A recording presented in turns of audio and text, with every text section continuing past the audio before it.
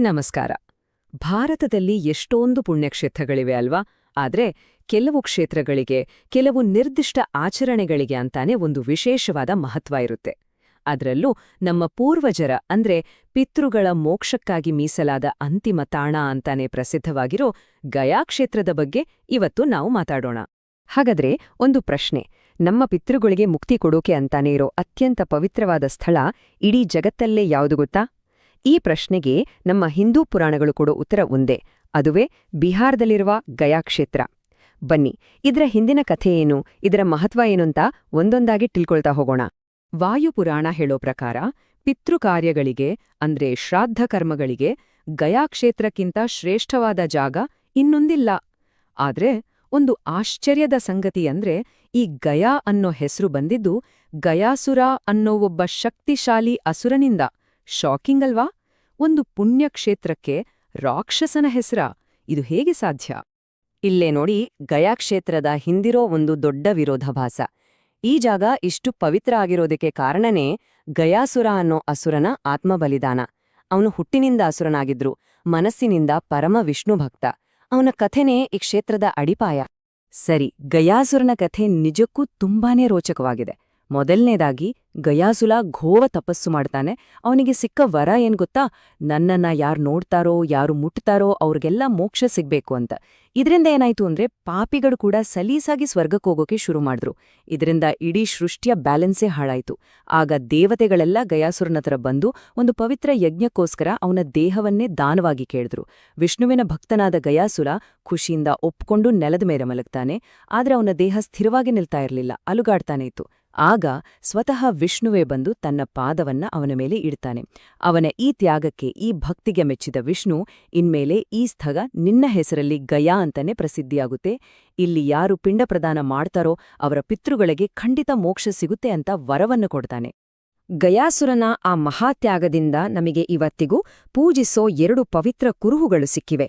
ಇವು ಬರೀ ಕಥೆಗಳಲ್ಲ, ಗಯಾ ಕ್ಷೇತ್ರದ ಜೀವಂತ ಸಾಕ್ಷಿಗಳು.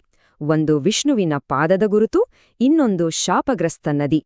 ಗಯಾಸುರನ ದೇಹವನ್ನ ಸ್ಥಿರವಾಗಿಡೋಕೆ ವಿಷ್ಣು ಇಟ್ನಲ್ಲ ಆ ಪಾದ, ಅದರ ಗುರುತೇ ಇವತ್ತು ವಿಷ್ಣುಪಾದ ಅಂತ ಫೇಮಸ್ ಆಗಿರೋದು.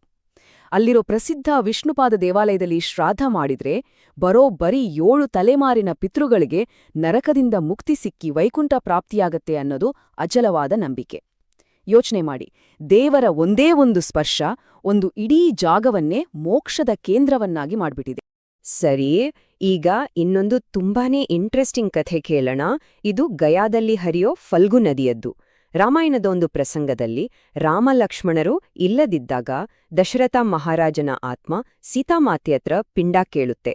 ಆಗ ಸೀತೆ ಫಲ್ಗು ನದಿ, ಒಂದು ಹಸು ಮತ್ತೆ ಕೇದಿಗೆ ಹೂವನ್ನ ಸಾಕ್ಷಿಯಾಗಿಟ್ಕೊಂಡು ಮರಳಿನಲ್ಲೇ ಪಿಂಡ ಪ್ರದಾನ ಮಾಡ್ತಾಳೆ.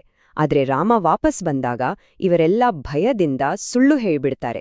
ಇದರಿಂದ ಕೋಪಗೊಂಡ ಸೀತೆ ಫಲ್ಗು ನದಿಗೆ ಈ ಶಾಪವನ್ನ ಕೊಡ್ತಾಳೆ. ಅದ್ಭುತ ಅಂದ್ರೆ ಆ ಶಾಪ ಇವತ್ತಿಗೂ ನಿಜವಾಗಿದೆ. ನೀವು ಗಯಾಗೆ ಹೋದ್ರೆ ಫಲ್ಗು ನದಿ ಬರೀ ಒಣಗಿದ ಮರಳಿನ ಥರ ಕಾಣುತ್ತೆ. ಆದ್ರೆ ಆ ಮರಳನ್ನ ಸ್ವಲ್ಪ ಬಗದ್ರೆ ಸಾಕು, ತಿಳಿಯಾದ ನೀರು ಚಿಮ್ಮುತ್ತೆ. ಬೇರೆ ನದಿಗಳ ಥರ ಮೇಲೆ ನೀರು ಹರಿಯೋದೇ ಇಲ್ಲ. ಸೀತಾಮಾತೆಯ ಶಾಪ ಇವತ್ತಿಗೂ ಒಂದು ಭೌತಿಕ ಸತ್ಯವಾಗಿ ನಮ್ಮ ಕಣ್ಮುಂದೆ ಇದೆ. ನೋಡಿ, ಈ ಎಲ್ಲ ಕಥೆಗಳು, ಪುರಾಣಗಳು, ಪವಿತ್ರ ಜಾಗಗಳು ಎಲ್ಲವೂ ಬಂದು ಸೇರೋದು ಒಂದೇ ಕಡೆ. ಅದು ನಮ್ಮ ಪಿತೃಗಳಿಗೆ ಮುಕ್ತಿ ಕೊಡಿಸೋದು. ಇದೇ ಕಾರಣಕ್ಕೆ ಲಕ್ಷಾಂತರ ಜನ ಗಯಾ ಕ್ಷೇತ್ರಕ್ಕೆ ಯಾತ್ರೆ ಮಾಡೋದು. ಹಾಗಾದ್ರೆ ಗಯಾದಲ್ಲಿ ಮಾಡೋ ಮುಖ್ಯವಾದ ಆಚರಣೆ ಏನು? ಅದೇ ಪಿಂಡ ಪ್ರದಾನ. ಸರಳವಾಗಿ ಹೇಳೋದಾದ್ರೆ ಅಕ್ಕಿಯಿಂದ ಮಾಡಿದ ಉಂಡೆಗಳನ್ನ ಅಂದ್ರೆ ಪಿಂಡಗಳನ್ನ ನಮ್ಮ ಅಗಲಿದ ಹಿರಿಯರ ಆತ್ಮಗಳಿಗೆ ಅರ್ಪಿಸೋದು. ಈ ಪಿಂಡಗಳು ಅವರ ಆತ್ಮಕ್ಕೆ ಶಕ್ತಿ, ಶಾಂತಿ ಕೊಟ್ಟು ಅವರ ಮೋಕ್ಷದ ದಾರಿಯನ್ನ ಸುಲಭ ಮಾಡತ್ತೆ ಅನ್ನೋದು ನಂಬಿಕೆ. ಗಯಾದಲ್ಲಿ ಪಿಂಡ ಪ್ರದಾನ ಮಾಡೋದ್ರಿಂದ ಸಿಗೋ 2 ದೊಡ್ಡ ಲಾಭಗಳು ಏನ್ ಗೊತ್ತಾ? ಒಂದು, ನಾವು ಪಿತೃ ಋಣದಿಂದ ಮುಕ್ತರಾಗ್ತೀವಿ. ಅಂದ್ರೆ ನಮ್ಮ ಹಿರಿಯರಿಗೆ ಮಾಡಬೇಕಾದ ಕರ್ತವ್ಯವನ್ನ ಪೂರೈಸಿದ ಹಾಗೆ. ಇನ್ನು 2ನೇದು, ಅಲ್ಲಿ ಅಕ್ಷಯವಟ ಅಂತ ಒಂದು ಪವಿತ್ರ ಆಲದ ಮರವಿದೆ. ಅದ್ರ ಕೆಳಗೆ ಪಿಂಡ ಪ್ರದಾನ ಮಾಡಿದ್ರೆ ಸಿಗೋ ಪುಣ್ಯ ಅಕ್ಷಯವಂತೆ. ಅಂದ್ರೆ ಆ ಪುಣ್ಯಕ್ಕೆ ನಾಶವೇ ಇಲ್ಲ, ಅದು ಶಾಶ್ವತವಾಗಿ ನಮ್ಮ ಪಿತೃಗಳಿಗೆ ತಲುಪುತ್ತೆ. ಹಾಗಾದ್ರೆ ನೋಡಿ, ಒಬ್ಬ ಅಸುರನ ಭಕ್ತಿ, ಒಬ್ಬ ದೇವರ ಪಾದದ ಗುರುತು, ಮತ್ತೆ ಒಬ್ಬ ದೇವಿಯ ಶಾಪ, ಇದೆಲ್ಲ ಸೇರಿ ಗಯಾ ಕ್ಷೇತ್ರವನ್ನ ಪಿತೃಗಳ ಮೋಕ್ಷದ ಅಂತಿಮ ತಾಣವನ್ನಾಗಿ ಮಾಡಿದೆ. ಇದು ಬರೀ ಒಂದು ಜಾಗ ಅಲ್ಲ, ಬದಲಿಗೆ ನಂಬಿಕೆ, ಇತಿಹಾಸ, ಪುರಾಣ ಎಲ್ಲವೂ ಒಂದಾಗಿರೋ ಒಂದು ಜೀವಂತ ಅನುಭವ. ಇದು ನಮ್ಮನ್ನ ಒಂದು ಪ್ರಶ್ನೆಯೊಂದಿಗೆ ಚಿಂತನೆಗೆ ಹಚ್ಚುತ್ತೆ. ಒಂದು ಸ್ಥಳದ ಪಾವಿತ್ರ್ಯತೆ ಅನ್ನೋದು ಅದರ ಭೌಗೋಳಿಕ ಲಕ್ಷಣಗಳಿಂದ ಬರುತ್ತಾ ಅಥವಾ ಅದರ ಹಿಂದಿರುವ ಇಂಥ ಅದ್ಭುತ ಕಥೆಗಳಿಂದ ರೂಪುಗೊಳ್ಳುತ್ತಾ?